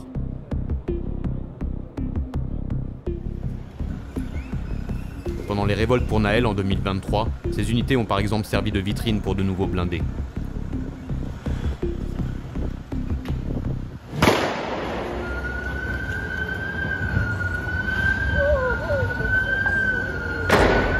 On est très heureux de travailler avec le RAID, qui est une unité qui est extrêmement reconnue au niveau international. Et donc oui, c'est en quelque sorte, en tout cas, c'est un utilisateur prestigieux pour nous et un partenaire très important. Bon, nous on en a profité pour se refaire un petit kawa. Alors, bah, ce qu'on n'a pas vu, parce que là où l'extrait s'arrête, je crois que c'est un autre thème qui traverse ton film, qui est très important. C'est ce que tu appelles cette industrie duale, hein, c'est-à-dire à la fois orientée militaire et orientée, j'allais dire, civile, police. Et là, je trouverais important que tu reviennes là-dessus, sur cette idée-là. Bah, en fait, c'est évident dans le salon, et même d'ailleurs eux le mettent en avant. Enfin, quand tu discutes avec eux, ils te disent qu'ils font des technologies duales. Alors ça veut dire que, enfin même il faut le regarder historiquement, le sécuritaire comme système de pouvoir, comme forme de pouvoir, mais aussi comme domaine du capitalisme, c'est-à-dire le contrôle, la surveillance, la répression, ce marché-là se déploie globalement dans l'après 68 comme une sous-dimension des industries de l'armement. les complexes militaro-industriels donc, se forment dans l'expansion coloniale, dans l'expansion impérialiste. Ils prennent concrètement, ils deviennent un aspect structurant fondamental du capitalisme et des États-nations au cours des 2 guerres mondiales au XXe siècle. Et dans l'après-68, confrontés à la menace d'une contre-révolution mondiale et en fait pour accompagner la restructuration néolibérale, le capitalisme va développer ce nouveau domaine, mais qui est vraiment un sous-domaine d'une économie politique de la guerre permanente. Et donc ça, on le retrouve très clairement dans ces marchandises qui, en fait, pour un grand nombre d'entre elles, sont des dérivés ou des réagencements de dispositifs militaires testés dans le domaine de la guerre, souvent dans le domaine de la guerre coloniale, parce que en situation coloniale et sur le corps des colonisés, les institutions considèrent que ces corps étant sacrifiables, elles peuvent tout tester. Et donc on a toute une série des dispositifs auxquels on fait face en sécurité intérieure, c'est-à-dire dans le contrôle des quartiers populaires, des prisons, des frontières, des mouvements sociaux, de la vie quotidienne, des matériels et des technologies qui viennent du domaine de la guerre. Et c'est très clair, hein, par exemple pour justement les armements dits intermédiaires, lanceurs de balles de défense, lacrymogènes, etc. Tout ça est principalement expérimenté les premières fois en Palestine occupée, en Irlande du Nord, etc. Et on va les adapter pour faire des sous-produits. Mais vraiment comme par exemple dans le domaine, je sais pas quoi, d'un lecteur MP3, d'un téléphone ou quoi. Et donc il y a toute l'histoire du drone, c'est ça aussi. On en parlait quand je parlais d'hélicoptère tout à l'heure. C'est une sorte de dérivatif sans pilote humain et avec qui va évoluer. Alors, le drone en fait, il y a des spécificités parce qu'il y a toute une partie de l'histoire du drone qui évolue justement dans le domaine civil et dans le domaine du divertissement. C'est-à-dire le drone de loisirs, l'industrie du drone de loisirs va permettre énormément d'innovations qui vont être reprises par le militaire. Mais ce qui est intéressant, c'est justement de voir, c'est que le divertissement et la guerre sont très très connectés. Et donc voilà, on a des marchandises dont le but pour ces industriels-là, pour les États, etc., va être de pouvoir les utiliser aussi bien dans le domaine de la guerre dite de haute intensité, par exemple pour certains blindés, que dans les guerres coloniales.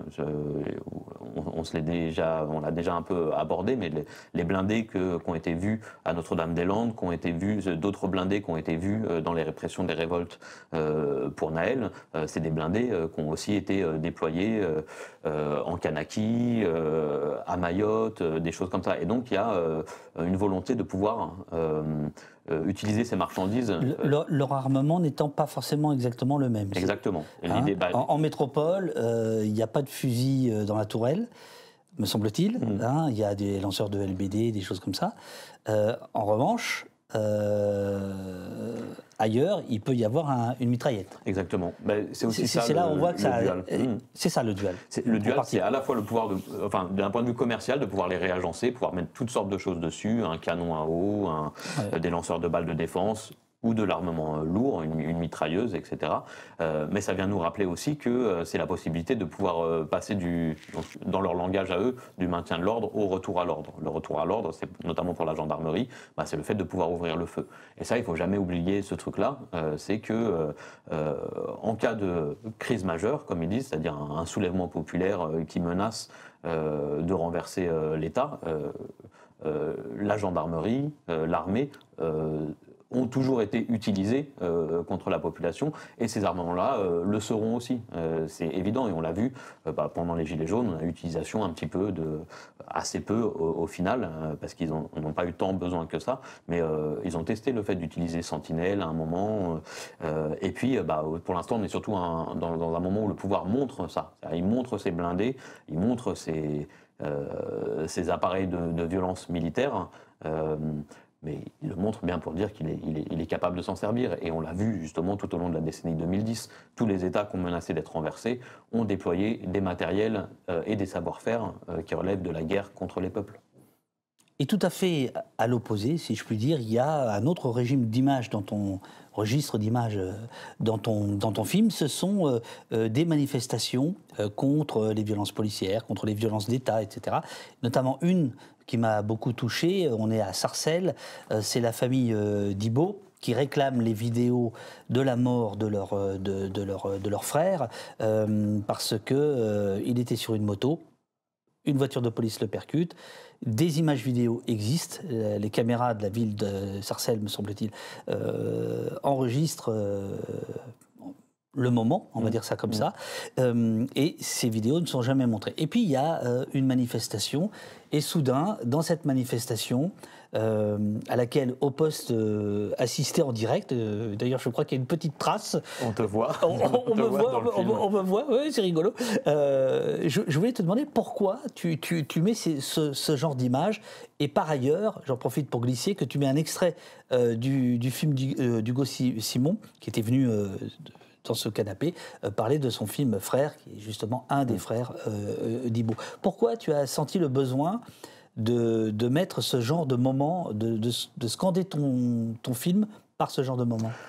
Déjà, comme on s'est dit, pour montrer qu'il n'y a pas de pouvoir qui tourne sans se confronter à des résistances, et que c'est important de voir ces résistances, de penser avec elles. Et ce moment-là, il est à la fois, je crois, exemplaire de ça. En plus, moi, il y a quelque chose que je trouve très beau dans le moment où les jeunes du quartier, les proches d'Ibo, réussissent justement à déborder le dispositif policier pour le raconter. Du coup, c'est un des rassemblements en soutien pour Ibrahim Abba, qui a été un jeune de la famille Ba qui a été tué par un véhicule de police, et où là, comme par hasard, toutes ces caméras de vidéosurveillance qu'il y a dans les villes, les bandes deviennent introuvables. Et ça, ça arrive régulièrement, quoi. D'ailleurs, on pourrait même parler des caméras portatives là, et de la séquence chez Axon Taser. Et ça vient nous montrer que ces caméras, évidemment, elles servent à surveiller les dominés, les classes populaires. Elles ne servent pas à faire la vérité. Je me permets de préciser, dans ton film, il y a, je crois que c'est une dame, non, qui vante les caméras piétons. C'est une séquence assez longue, et c'est fabriqué en fait en partie par la même compagnie qui fabrique les tasers. Voilà, allez voir le film vendredi. Reprenons Sarcelles. Voilà. Et du coup, on se rend compte aussi que ces caméras, mais il y a tout ce jeu-là tout au long du film entre leurs caméras, nos caméras qui permettent de les filmer, de les surveiller, de les observer, d'aller filmer ces industriels, et puis leurs caméras qui nous surveillent en permanence et dont ils prétendent qu'elles sont là pour assurer notre sécurité, alors qu'en fait elles sont là pour assurer un système de pouvoir en plus que d'être des marchandises. Et donc cette séquence-là avec la famille d'Ibrahim Abba, et d'ailleurs où il y a plein de familles de victimes. En fait, il y a plein de familles. Il y a la famille Chouvia. Exactement. Et il y a Fatou Dieng aussi qui est là et qui prend la parole. C'est aussi c'était intéressant aussi parce qu'on voit Fatou comme personnage principal du film aussi. On la voit prendre la parole. On voit aussi comment ça annonce d'autres choses dans le film et comment c'est dur de prendre la parole face à tout le monde, de raconter les violences qu'on a subies, etc. Et puis on voit aussi ça, c'est-à-dire que là, la police, à ce moment-là, empêche les jeunes du quartier, les proches d'Ibrahima, de se joindre au rassemblement, sous prétexte qu'elle imagine qu'il va y avoir des débordements, etc. Mais on sait très bien que dans des quartiers privilégiés, ça ne se serait jamais passé comme ça. Mais de toute façon, les gosses des quartiers privilégiés meurent très très peu sous les coups de la police, évidemment. Mais du coup, là, il y a quelque chose qui se joue de l'ordre de la ségrégation et qui va être débordé. Et donc on assiste à ça dans le film. Et je pense que ça a dû te faire le même effet à ce moment-là. On a, à un moment où on s'y attend pas, il y a les jeuns réussissent à passer et ils trouvent une manière de contourner le dispositif policier et ils débarquent avec vraiment plusieurs dizaines de motocross, quad, etc. Et ça vient nous montrer ce dont on parle depuis tout à l'heure, c'est-à-dire que quand tu persistes, quand tu essayes, quand tu cherches collectivement, vient un moment où tu peux trouver. Je ne dis pas que tu trouves immédiatement toujours une manière de passer, de ruser, de contourner, mais ça peut le faire. Et là, on assiste à ça, quoi. Et on voit aussi la joie que ça provoque chez tout le monde, parce que là, on a l'impression que dans ces histoires de violence sécuritaire, de violence d'État, on n'a quasiment jamais de victoire dans les tribunaux, parce que les tribunaux font partie de cette machine-là. Il y a un système d'impunité organisé dans lequel le pouvoir judiciaire joue un rôle fondamental. Mais dans ces moments-là, on a une sorte de victoire d'étape, on a une sorte de petite victoire, et d'une manière plus large, c'était venu dans le débat, mais on a des victoires plutôt dans les rencontres, dans les liens, dans les solidarités, dans les formes d'entraide qu'on crée au cœur de nos résistances. Et cette séquence, elle parle de ça aussi, quoi. Néanmoins, toutes ces séquences qui effectivement sont belles, sont touchantes, qu'on les ait vécues in vivo ou pas, ça passe, ce sentiment passe. Mais il y a aussi autre chose qui passe pour le spectateur et les spectatrices, c'est qu'il y a, encore que ce jour-là, c'est pas tout à fait vrai, mais la plupart du temps, il y a personne. C'est-à-dire que ton film, c'est une ode à la lutte, mais on voit bien quand même que parfois, il y a autant de monde sur le camion à prendre la parole, en exagérant un peu, que de gens devant. Je ne suis pas en train d'incriminer ceux qui luttent, pas du tout. Je dis juste... ça percute pas forcément. Est-ce que c'est de ta part une forme d'honnêteté en disant après tout c'est pas grave, la réalité c'est ça? Est-ce que tu veux la changer, la réalité, en disant ce serait bien que dans les prochains films il y ait plus de monde à l'image? Est-ce que tu t'es posé la question, je peux un peu désespérer Billancourt là, si je montre qu'il y a si peu de monde à ce genre de marche, de manifestation, de rassemblement?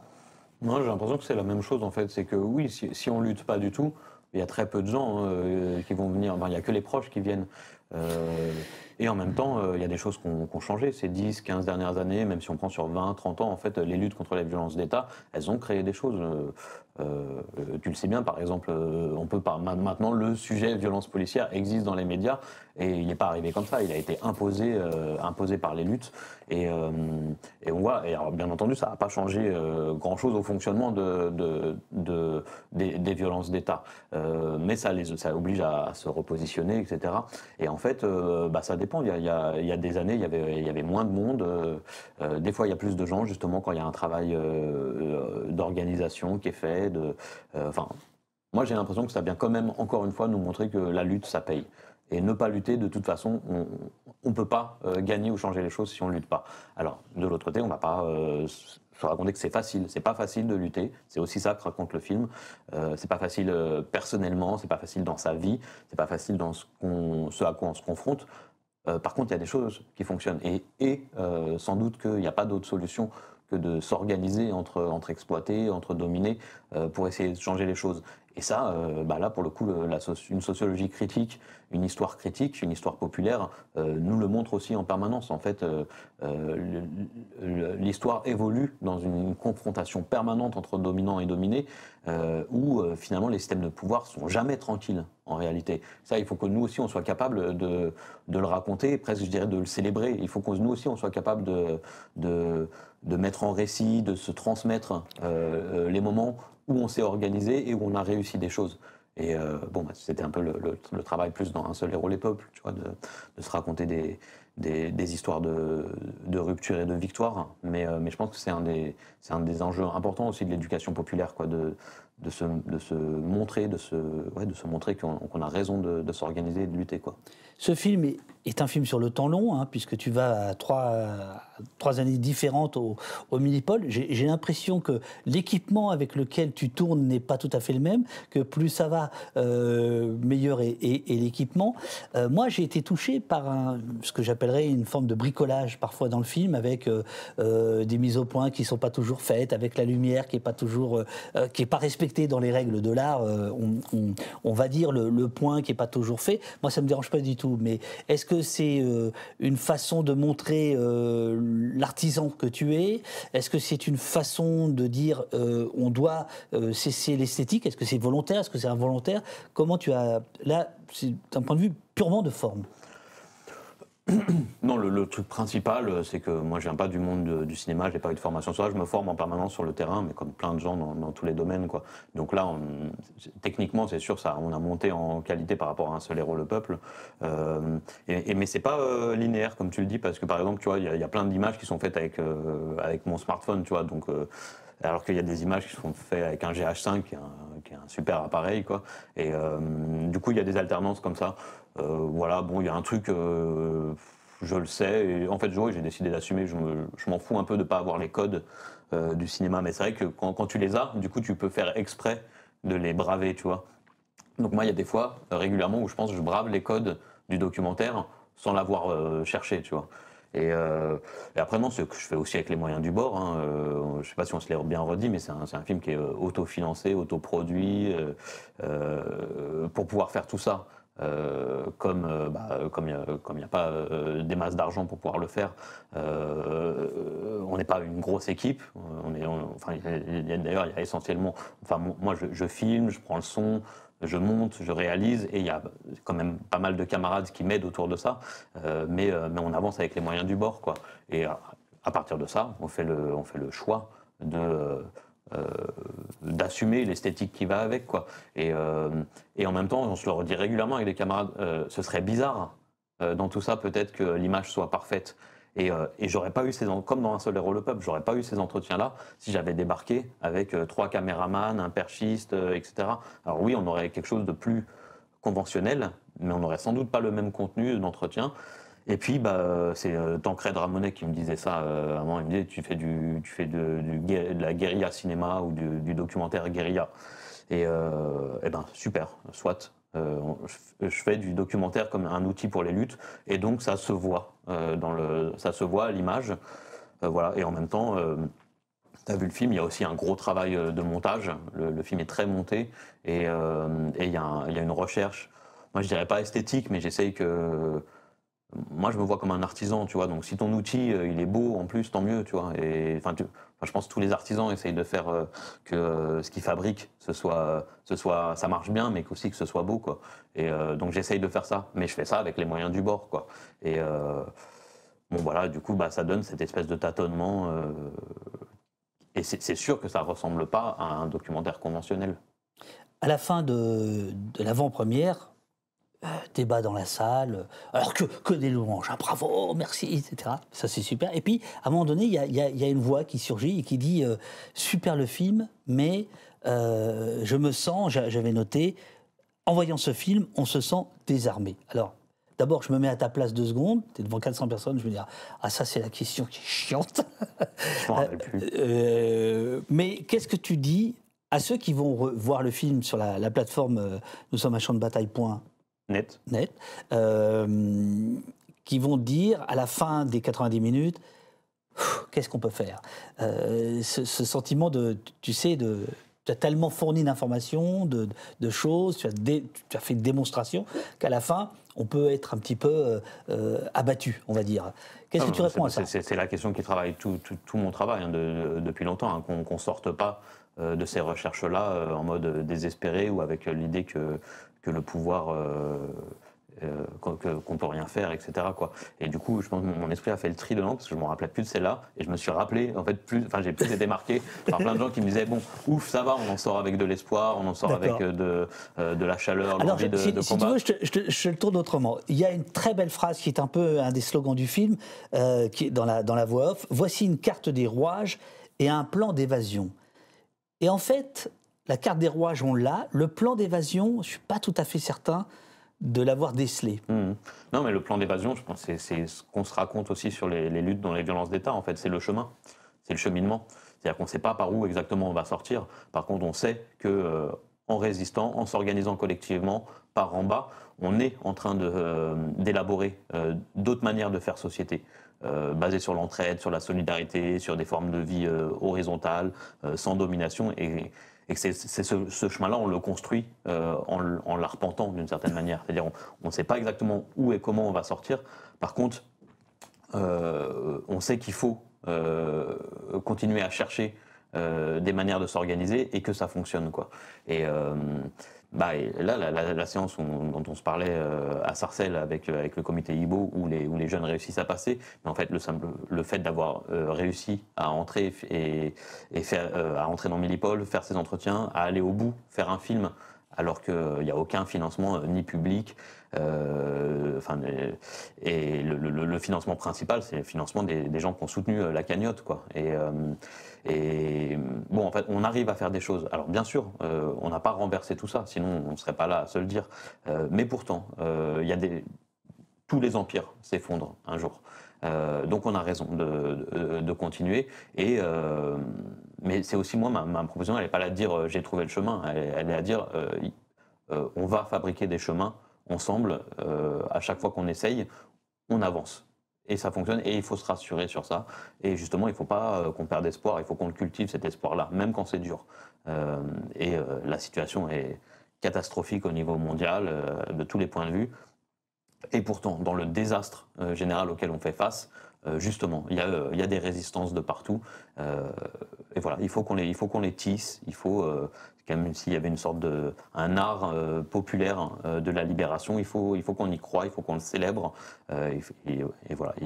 Et en continuant, il y a des choses qui vont réussir à des moments. Il y a des moments où s'ouvrent des fenêtres de tir et où c'est possible de surgir, de s'organiser. C'est dans ces moments-là, justement, qu'il faut être organisé. C'est pas au dernier moment, parce que là, dans les moments de rupture, de crise, c'est ceux qui sont les mieux organisés qui réussissent à faire advenir la suite, quoi. Il y a une scène, on en finira peut-être avec ça, si tu veux bien. Il y a une scène qui est presque un film dans le film.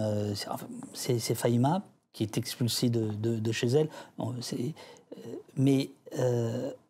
Donc c'est une de tes grands témoins qui apporte le contrepoint dans le film. Et tout d'un coup, en fait, on comprend qu'elle est cantinière. Et on comprend qu'elle prend exemple sur les cantinières de la commune. Et là, c'est quand même quelque chose d'absolument extraordinaire. Là. C'est tout d'un coup, alors qu'on sort du salon du Millipol, on n'en peut plus, des mecs avec leur sourire, carnassiers, etc. Et il y a cette dame d'une grande dignité qui dit, alors je pense à quelqu'un de sa famille ou à une proche, enfin qui explique ce que c'était que une camarade, ce que c'était que les cantinières de la commune et pourquoi il faut continuer ça. Et en fait, elle s'en inspire pas. Elle, c'est sa condition de femme des classes populaires, ouais. Et cette espèce de lumière qu'elle a, justement, d'avoir confiance dans la résistance, dans la lutte, alors que justement, elle est très... franchement, elle aborde que la surface de toutes les violences qu'elle a subies dans cette société. Hein. Et à travers tout ça... on le sent. On le sent. On le sent. Et elle et sa famille et sa généalogie sont vraiment ils ont traversé toutes les violences que ce système est capable de produire, quoi. Et dans ça, elle garde en permanence espoir et confiance dans les luttes, dans les résistances. Et en fait, elle en est venue d'elle-même à organiser des cantines. Mais elle fait pas que ça. Elle fait pas. Fahima, on se connaît parce que on s'est rencontrés dans les années 2000 dans les luttes contre les violences d'État. Elle était là dans d'autres choses avant. Elle a toujours été organisée dans les quartiers populaires où elle a vécu. Partout où elle est, elle crée des manières de se rencontrer, de s'organiser, elle essaye, quoi. Et du coup, il y a un moment dans tout ça, elle le raconte, elle dit, il y a un moment, je me suis dit, en fait, il faut nourrir les luttes. Nourrir les luttes, mais aussi, ça venait aussi d'une réflexion, elle, sur il faut nourrir aussi les habitants dans le quartier, quoi. Et avec elle, pareil, elle développe une réflexion sur la valeur de l'argent. Elle dit l'argent, ça n'a pas de valeur, en fait. Ça, t'as des théoriciens, t'as des intellectuels qui écrivent des bouquins de 500 pages sur c'est quoi, en vérité, la valeur de la valeur, machin, des choses comme ça. Bon, elle, en fait, elle déblaye tout ça en 2 secondes avec un truc très concret, quoi. Et elle dit, mais en fait, la vraie valeur des choses, c'est pas ça, en fait. C'est comment on s'entraide, on s'organise pour subvenir à nos besoins, mais aussi pour répondre à nos besoins de convivialité, d'amour, de soins, etc. Et donc, elle est devenue cantinière comme ça. Mais c'est en faisant ça et en traversant les luttes que du coup elle a rencontré des gens, des livres, des choses comme ça. Et du coup où elle s'est convaincue aussi que c'était important d'aller chercher du savoir, de piocher dans l'histoire. Et donc là, oui, elle s'est rendue compte, qu'il y avait des cantinières dans la commune de Paris. Et ça, pour le coup, même par exemple, personnellement, en traversant plein de réseaux de lutte, etc., de la Commune de Paris, dans les communards, on entend plutôt parler du mythe des pétroleuses en général. Mais c'est vrai que c'est quelque chose qui est peu mis en avant, même si des historiennes, des historiens ont travaillé dessus. C'est des choses qui sont peu mises en avant dans la mémoire de la commune. Et elle fait ce travail-là, de dire, et là elle explique dans cette scène-là à une jeune camarade, elle lui dit mais là ce qu'on a fait, donc là ce jour-là on revenait justement d'un rassemblement contre des violences policières et où elle avait organisé une cantine, elle avec d'autres personnes, et notamment avec une autre jeune femme de son quartier, où elles font des cantines à prix libre. Et du coup, elle lui disait, mais en fait, ça s'inscrit dans une histoire, et elle lui raconte le fait que les barricades de la Commune de Paris n'auraient pas pu tenir si elles n'avaient pas été appuyées par des cantinières. Et où encore une fois, du coup, on y voit aussi l'invisibilisation du rôle des femmes dans la lutte des classes. Et puis, cette espèce de continuité qu'il y a entre ces cantinières d'hier et d'aujourd'hui. Et elle fait un autre parallèle qui est aussi super révélateur. Elle rappelle aussi une chose qui est connue par certaines personnes et trop peu connue, que 2 jours avant la Commune de Paris, il y a eu une insurrection générale en Algérie, qui s'appelle l'insurrection d'El Mokrani, et elle fait les liens entre tout ça, parce qu'en plus elle est algérienne, et donc elle fait les liens entre les communes des 2 côtés de la Méditerranée, et entre les cantinières à travers le temps, quoi. Et je trouve que c'est une démonstration absolue aussi de la finesse et de la force d'un savoir populaire. Là, elle nous fait une démonstration de connaissance, de compréhension qui vaut toutes les conférences universitaires du monde, quoi. Avant de te poser la question rituelle, et ensuite de vous proposer une petite séquence, je vais vous en parler après, à propos de Musk et de X, c'est-à-dire c'est pas tout à fait autre chose. C'est autre chose, mais c'est voilà. Je rappelle que ton film sera disponible sur ta plateforme vendredi. Ouais. Toujours à prix libre, c'est-à-dire qu'il y a les gens donnent ce qu'ils veulent. Les gens ils pourront donner. Il y aura un bouton, il y aura un truc. Ouais, en fait, t'as besoin d'un mot de passe pour déclencher le film. Oui. Et du coup, il y a une cagnotte Hello Asso. Tu donnes ce que tu veux, ça t'envoie le mot de passe. Et les gens, soit qui veulent pas mettre leur carte bancaire parce qu'ils veulent pas donner leur nom ou parce qu'ils n'ont pas de sous, et ben il y a un moyen d'avoir le mot de passe directement, quoi. Et donc c'est à prix libre. Voilà. Les amis, évitez PayPal, hein, parce que PayPal c'est Peter Thiel. Peter Thiel, c'est peut-être le pire des pires des bros de la Silicon Valley. Question rituelle, mon cher Mathieu Rigouste, avant que tu partes en tournée triomphante, promotionnelle. Ah oui, est-ce que si les gens veulent organiser des débats avec toi ou avec des personnages, des protagonistes du film, c'est possible? On te contacte par le site? Comment ça se passe? En fait, les gens peuvent nous faire des propositions. Il y a un contact sur le site, quoi. Et voilà, et effectivement, il n'y a pas une grosse structure de distribution. Ça va être de l'autodistribution, c'est-à-dire que les gens qui ont envie de faire exister ce film, qui pensent qu'il a un intérêt, qu'il mérite d'exister, il faut qu'on organise nous-mêmes des projections. Donc ça peut se faire dans votre cinéma de quartier, dans votre fac, dans votre centre social autogéré, dans votre ZAD, dans votre tout ce que vous voulez, avec vos amis. N'hésitez pas à nous faire des propositions. Et si moi ou d'autres on peut venir, on vient. Et puis sinon on a une asso qui permet d'organiser tout ça. On vous met en lien avec l'asso pour pouvoir faire la projection, quoi. Oui, Théo Serror, qui était donc à l'avant-première, rappelle que un prof d'Assas a proposé, de la fac d'Assas a proposé un débat autour du film. Ce serait assez tordant. La question rituelle, mon cher Mathieu, qu'avons-nous fait pendant 1h30 ce matin? Moi, je pense qu'on a participé à faire de l'éducation populaire, à se transmettre des outils, à réfléchir ensemble, à tisser des idées, à participer à de la lutte, à construire une communauté. Voilà, un peu tout ça. On a participé à résister, quoi. Est-ce que tu sais que tu serres souvent les poings quand tu parles? Non, c'est vrai. Je te promets. Et là, tu les as comme ça, mais souvent, tu es comme ça. On est le produit aussi des... Laissons le langage corporel s'exprimer. Pas de commentaire. Merci beaucoup, c'était un plaisir. Le film, c'est vendredi. La bande-annonce, elle circule déjà. Voilà, moi je pense que ça vaut le coup d'essayer de monter des débats parce que c'est ça la force du documentaire, c'est de susciter la réaction, les réflexions, les discussions, voilà, et d'aller peut-être trouver le plan d'évasion. Voilà. Alors, chers amis, on va mettre une petite pause, le temps que je vous trouve une... Ah, il faut que je fasse ta photo. Le temps que je puisse vous mettre la vidéo. La vidéo, c'est David Chavalarias. David Chavalarias, il est chercheur au CNRS, il est venu plusieurs fois au poste, notamment pour son bouquin Toxic Data. Et David Chavalarias fait partie du collectif Hello-Kitix, dont Opost fait partie, qui essaie d'aider qui veut à migrer de X vers Mastodon ou vers Blue Sky. On a développé un outil de migration où vos abonnés, vos abonnements, vous pouvez essayer de les récupérer sur les autres réseaux sociaux pour éviter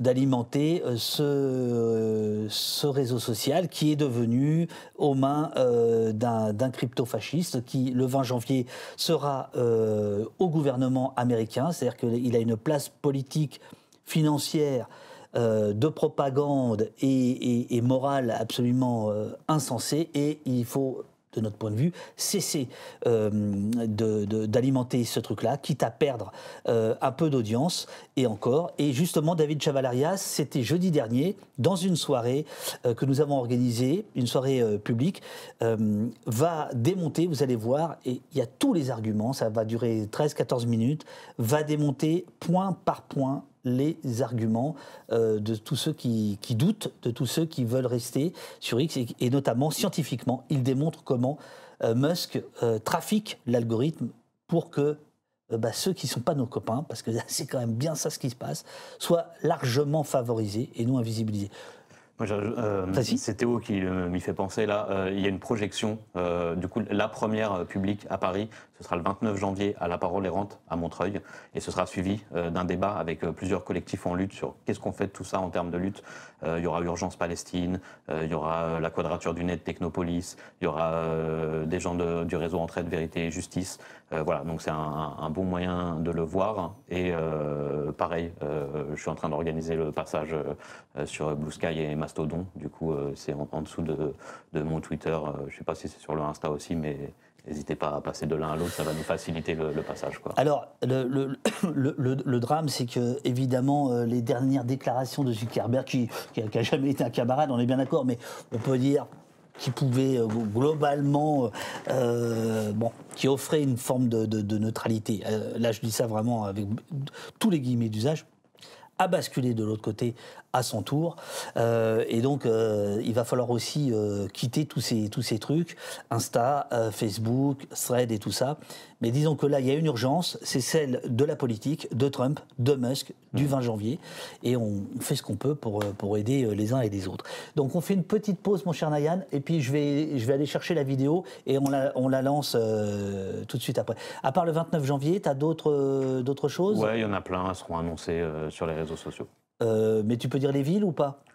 Ouais, il se prépare une sorte de tournée en Bretagne, va y avoir Saint-Étienne avec BDS, va y avoir Bordeaux, va y avoir Marseille, va y avoir Toulouse, je crois le 9 février, Strasbourg qui se prépare. Super, tout ça sur le site. Ouais, sans doute, peut-être on va faire une page sur ça sur le site, sinon c'est annoncé sur les réseaux sociaux, quoi. Bonne journée Mathieu, bravo à toi. Merci. Salut Théo, et puis on vous envoie la petite vidéo dans 1 à 2 minutes. Je fais ta photo. Merci.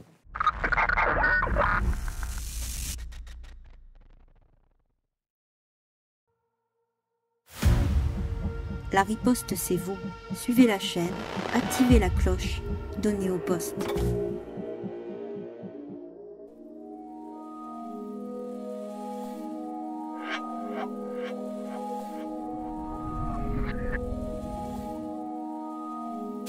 Soutenez-nous sur oposte.fr.